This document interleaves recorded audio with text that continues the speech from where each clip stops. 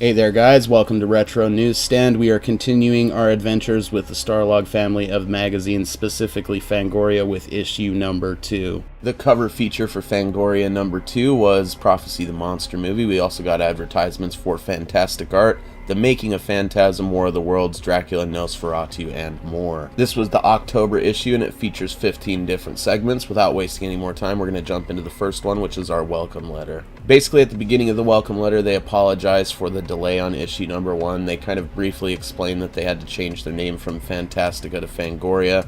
The second half of the welcome letter is really where it shines, though. It discusses a bit about George Romero campaigning for reform in the film rating system, so that movies like Dawn of the Dead aren't unfairly given an X rating and looped in the same category as pornography. They talk a little bit about the struggles that rating system inflicts upon these movies, and the truly amazing part about it is I'm pretty sure right here Fangoria basically invents the concept of the PG-13 rating system. Now, I have no way of knowing whether or not Fangoria was the first to champion this concept, but they're probably definitely the first to put it in print, so they would at least have a hand in maybe spreading the idea. We very well could have them to thank for the diversity of the rating system as it is today. After that, we have a brief feature on Phantasms, just a nice sit down with the director, producer, cinematographer Don Coscarelli. Many of you guys should know that name. They go over some of the effects, some of the inspirations. They talk a bit about how the kid from Phantasm was majorly popular in Japan because of the previous movie that he did with Coscarelli, which I thought was pretty interesting.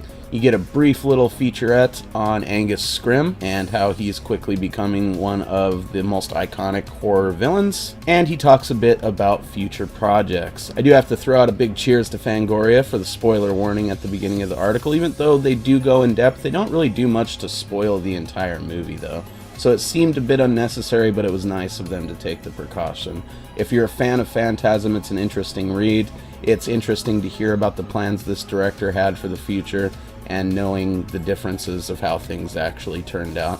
Next up, we have a brief article about The Humanoid, where they basically spoil the fucking ending in the first paragraph with no warning whatsoever. They don't tell you exactly what happens, but you know one of the main characters is going to rapidly age during the closing sequence of the movie. And we know that the guy that played Jaws in Moonraker is going to be in it, as well as some other Bond alumni, which is neat. I mean, I wouldn't mind watching it. They say that it's, Italy's biggest science fiction film to date, at $7 million budget, so it seems pretty cool. People from that movie Star Crash are involved. I might watch it, but I just think it's kind of a little shitty that they spoiled that. They could have just said the photo was from the rapid aging sequence in the film. They didn't have to say it was from the closing sequence, so regardless, the end of the movie is going to have something to do with this bitch aging rapidly. Speaking of transformations, our next segment was a brief feature on Dr. Jekyll and Mr. Hyde. They talked briefly about all the versions of it up till that point, just kind of listed them off, and then the bulk of the article was about how they thought the 1932 version was the superior version.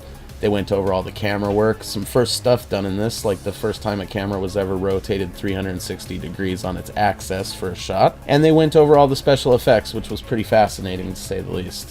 After that, we have the first of 2 vampire-related articles in this issue, and it's just a little hype piece for the new Dracula movie that was coming out from Universal. It's their third version, their third reboot of Dracula, starring Frank Langella, I believe his name is. He was this dude that was killing it in the 1978 stage version of Dracula, so they decided to grab him up with the director of Saturday Night Fever and make a new Dracula movie. I like how they titled the article Dracula Fever because of the director, dude. Like I said, it's really just a hype piece. It just gets you amped up to maybe check out the movie. After that, we have what's easily the best of the 2 vampire articles, and that's one on Nosferatu the Vampire, which is the upcoming Werner Herzog film with Klaus Kinski in the role of Nosferatu, and it seems like it's pretty cool. I've actually never seen this version.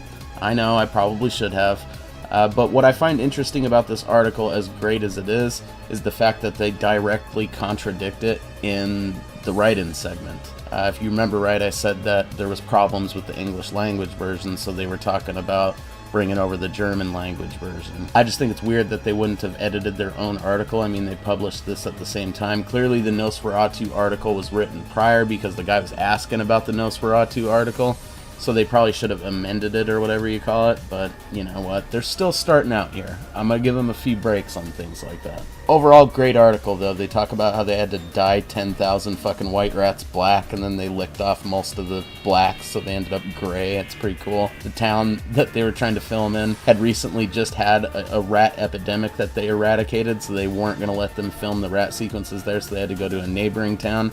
Doesn't tell us whether or not they unleashed 10,000 rats out into the wild. For some reason, I have a feeling that vast majority of them were not collected again. I'm definitely going to be checking this out one way or the other, and I'd recommend you do so as well. Our next feature was an article on Richard Matheson, and he is a screenwriter and novelist. Turns out he wrote the screenplay for a lot of classic shit, and a couple of his novels were turned into some pretty classic movies. The first of which being I Am Legend, which got turned into, obviously, I Am Legend, The Omega Man, Last Man on Earth with Vincent Price. The second of which being The Incredible Shrinking Man.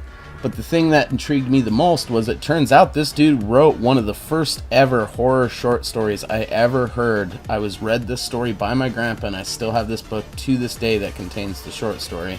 And it's called Born of Man and Woman, about these people that chain like their mutant mongoloid son in the basement, and then he eventually kills them. Terrified me as a kid, because my fucking grandpa would tell me that thing was out in his garage just to keep us out of his garage. Our next article is a feature on Doctor Who's Rogue Gallery. If you remember from episode 1, they were really plugging the fact that Doctor Who was making its way over here after 15 years or something like that, and they were super stoked on it.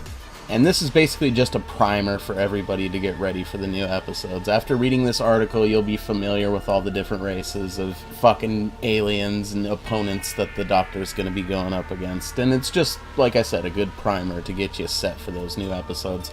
Also came with a full-size poster, which is, of course, pretty fucking sexy. I mean, who doesn't like a free poster? After that, it's back into the horror with Forgotten Frankenstein, which is a piece setting the record straight that the dude that did the makeup for Boris Karloff's Frankenstein didn't design the makeup for him. He designed it for Bela Lugosi because he was originally supposed to be Frankenstein, but he had like some freak out of vanity and kind of knew that he was going to be typecast. But anyways, they basically just set the record straight that there was actually a 2 real test footage thing shot with Bela Lugosi in the Frankenstein makeup that just kind of disappeared. The makeup was so similar, in fact, that the original director on the project, before they canned his ass, mistook Karloff for Lugosi when he was coming out of his dressing room onto the set. And Jack Pierce expresses a little bit of disdain in the fact that they did away with his original test footage, which is kind of cool. It's also kind of fucked that for whatever reason they decided to change the public story of how he came up with this makeup,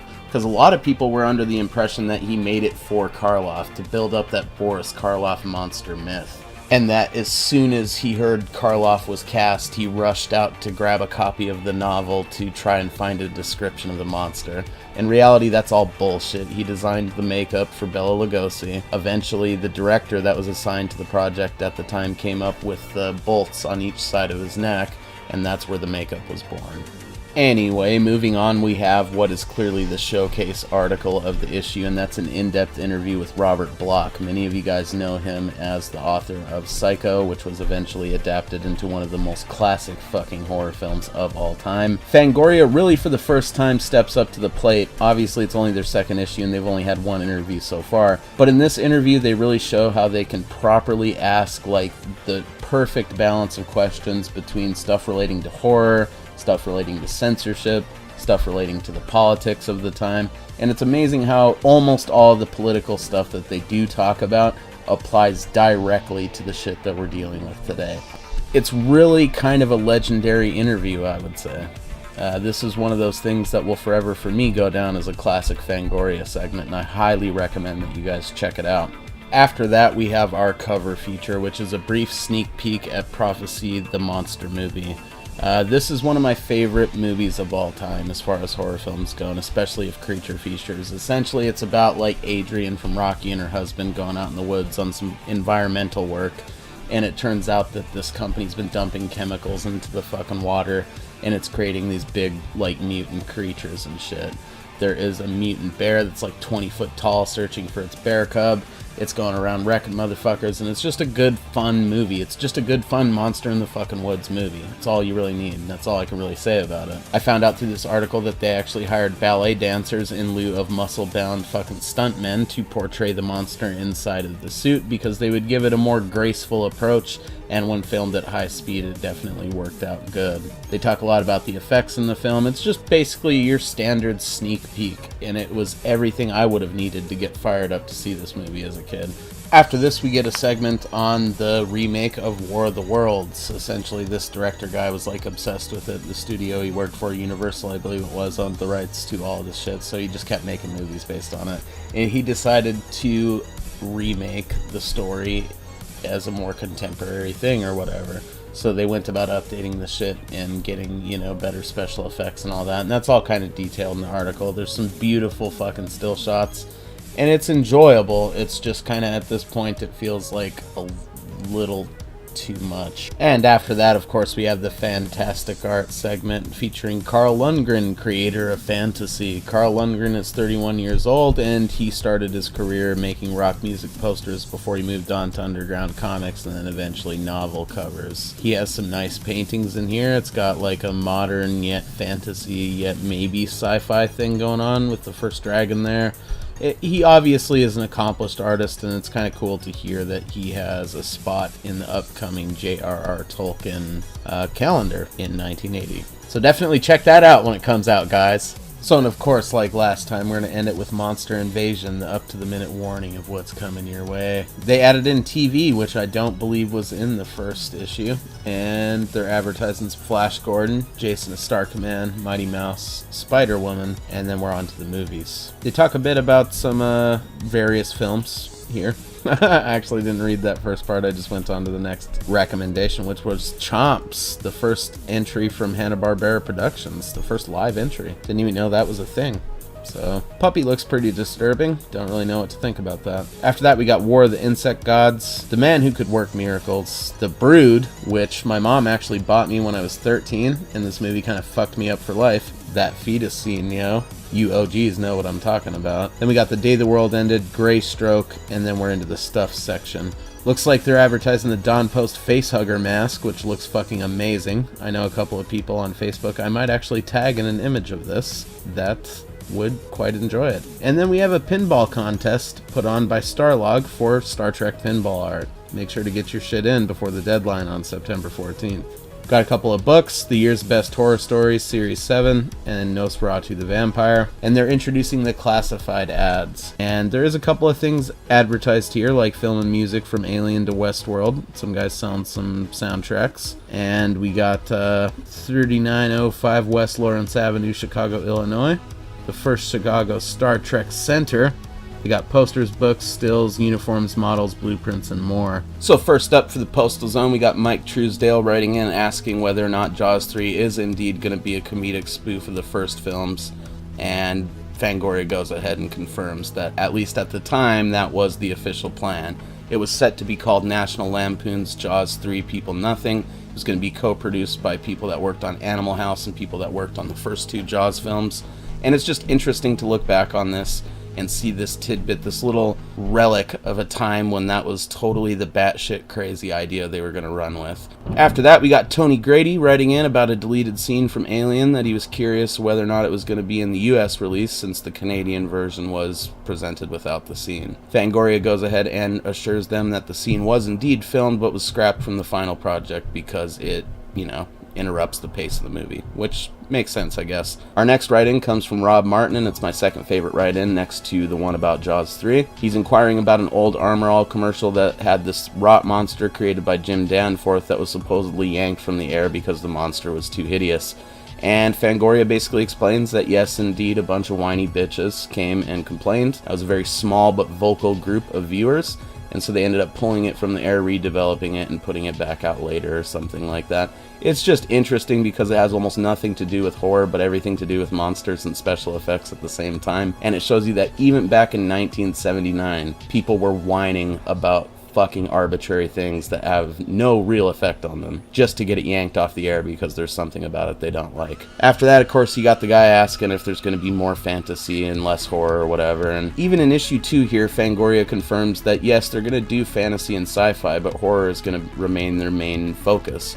Of course, you got the guy asking for more Godzilla, can't blame him. Fangoria just doesn't even bother to respond to him, though, because pretty much at this period, the article they did on Godzilla in the first magazine was pretty comprehensive, and I don't really see them needing to do more of it for quite a while, but I can't blame the guy for asking once again. There's a pretty funny write-in where this guy asks about the goblins. They did some excellent music for soundtracks of Suspiria, a German film, and Dawn of the Dead. I do like how Fango is nice enough to give this guy a detailed answer about like the history of the band, some of the stuff they've done, and the members without correcting his very glaring fucking error in Suspiria being a German film. I imagine that would have been kind of embarrassing for him, so cheers to Fango for not doing that in public. And then finally we got a guy inquiring about the new Nosferatu film. He was curious because it was supposed to come out the previous year. It turns out Werner Herzog didn't have the best grasp of the English language, so the German-speaking version with English subtitles was the one that we were going to get released because the English version had like poor test screenings or something. And that's it, guys, for Fangoria issue 2. Be sure to tune in next time for Fangoria issue 3, obviously. And check back in as well for some issues of Gorzo. I'm going to just bang out the first year of both magazines so you guys got plenty of stuff to peruse.